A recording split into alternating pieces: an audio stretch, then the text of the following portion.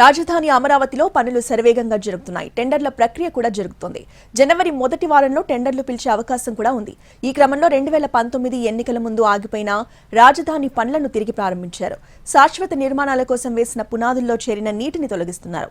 ముందుగా నిపుణులతో అధ్యయనం చేయించింది ప్రభుత్వం. ఐఐటి హైదరాబాద్ బృందం నీటి లోపల ఉన్న పునాదులను పరిశీలించింది. పునాదులకు ఎలాంటి ఢోకా లేదని, పనులు కొనసాగించొచ్చని నిపుణుల బృందం సూచించింది. దీంతో ట్రాక్టర్ల ఇంజన్లకి భారీ మోటార్లు అమర్చి నీటిని తోడుతున్నారు.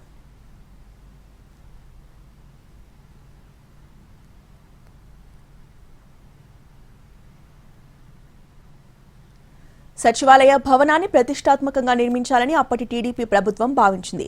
ఎత్తైన 2 ఐకాన్ టవర్లు కూడా కట్టాలని నిర్ణయించారు. అయితే ఆ తర్వాత జరిగిన పరిణామాలతో రాజధాని పనులు ఆగిపోయాయి. మరోసారి టీడీపీ అధికారంలోకి రావడం, అమరావతి రాజధానికి సంబంధించి ప్రపంచ బ్యాంకుతో ఆసియా డెవలప్మెంట్ బ్యాంక్ నుంచి నిధులు విడుదలయ్యాయి. దీంతో పనుల్లో వేగం పెరిగింది. ఇదే అంశంపై పూర్తి సమాచారాన్ని మా ప్రతినిధి ప్రసన్న అందిస్తారు.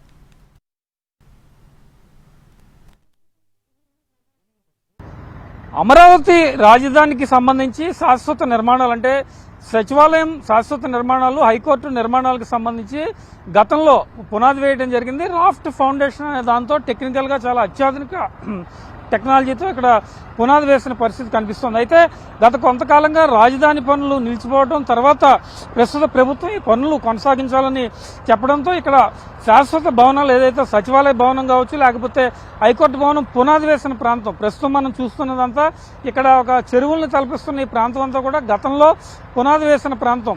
హైకోర్టు, అదేవిధంగా సెక్రటేరియట్, శాశ్వత నిర్మాణాలకు సంబంధించి ప్రస్తుత ప్రభుత్వం రాజధాని నిర్మాణానికి సంబంధించి త్వరలో టెండర్లు పిలవడానికి సిద్ధమవుతోంది. ఇలాంటి టైంలో ఇక్కడ పూర్తి స్థాయి పనులు ప్రారంభం అవ్వాలంటే వీటన్నిటిని ఇక్కడ ఉన్న చెట్లు కావచ్చు, లేకపోతే నిలిచిపోయిన నీటిని కావచ్చు తొలగించే ఏర్పాట్లు జరుగుతున్నాయి. ప్రస్తుతం ఈ పునాదిలో నీళ్లైతే నిలిచిపోయి ఉన్నాయో, చెరువును తలపిస్తున్న వాతావరణం ప్రస్తుతం మనకు కనిపిస్తుందో దీన్ని తొలగించే కార్యక్రమం జరుగుతుంది. అయితే దీన్ని ఒక ట్రయల్ రన్ గా ప్రస్తుతం మనకి అధికారులు చెప్పడం జరుగుతోంది. ఎందుకంటే ట్రయల్ రన్ అంటే ఈ నీరు ఏ ఫ్లోలో దీన్ని తొలగించేటప్పుడు ఏవైనా ఇబ్బందులు ఉండే అవకాశం ఉందా, వీటన్నిటిని దృష్టిలో పెట్టుకుని ప్రస్తుతం ఇక్కడ చూస్తే కనుక ఈ ట్రాక్టర్లు ఏర్పాటు చేశారు. ఇక్కడ ఒక మిషనరీ కూడా ఏర్పాటు చేయడం జరిగింది. ఈ ట్రాక్టర్లు, మిషనరీ సహాయంతో ప్రస్తుతం ఉన్న నీటిని తొలగించే కార్యక్రమాలు అయితే ఇక్కడ జరుగుతున్నాయి. ఎందుకంటే భవిష్యత్తులో ఇక్కడ భారీ బిల్డింగ్స్ రాబోతున్నాయి. సచివాలయ నిర్మాణానికి సంబంధించి, హైకోర్టు నిర్మాణానికి సంబంధించి టెండర్లు పిలిచిన తర్వాత వస్తాయి కాబట్టి దాని మీద ప్రధానంగా దృష్టి పెడుతున్న పరిస్థితి కనిపిస్తుంది. అయితే ఇక్కడున్న నీటిని ఇక్కడి నుంచి తరలించి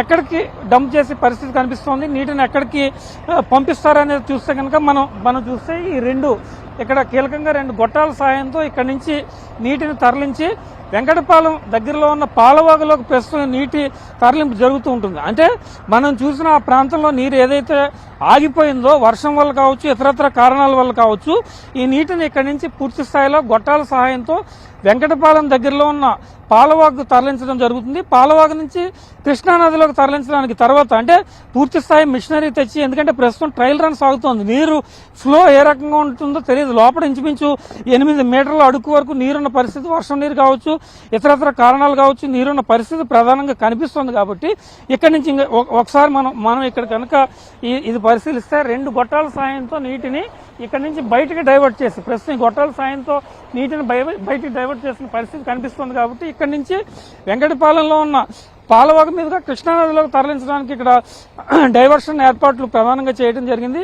అందులో భాగంగానే ప్రస్తుతం ఈ ట్రయల్ రన్ నడుస్తుంది. ట్రయల్ రన్ తర్వాత మిషనరీ తెచ్చి తర్వాత ఆధునిక టెక్నాలజీ సహాయంతో నీటిని పూర్తి స్థాయిలో తరలిస్తారు. ఎందుకంటే రాజధాని నిర్మాణానికి ఎలాంటి ఆటంకాలు అడ్డు ఉండకూడదు కాబట్టి ఈ రకంగా నీటిని ఇక్కడి నుంచి బయటకు తరలించే పరిస్థితి అయితే ప్రస్తుతం మనకు కనిపిస్తోందని చెప్పుకోవచ్చు.